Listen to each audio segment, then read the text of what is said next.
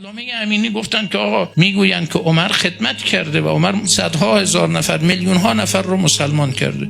جناب علامه امینی فرمود که درست میگویند، عمر مسلمان درست کرد و مردم رو مسلمان کرد، اما مسلمان هایی که پسر پیغمبر رو بکشند، مسلمان هایی که پسر پیغمبر رو بکشند، بچه هاشو بکشند، بچه شیرخورش رو بکشند، دختران رسول خدا رو غارت کنند، به اسارت ببرند، بعد نماز مغرب بخوانند. بله عمر مسلمان درست کرد.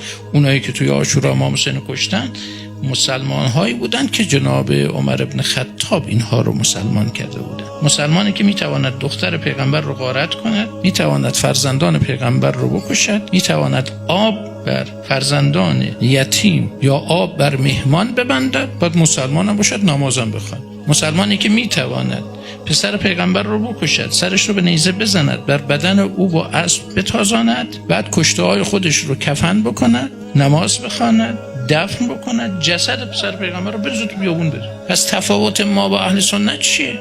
شیعه در هر جایی میگه آقا حق چیه، باطل چیه. اگر جای حق پایمال شده شیعه حاضر نیست آسمالی بکنه، توجیه بکنه، چشم پوشی بکنه، میگه اینجا ظلم شده، ظلمه که ظلم.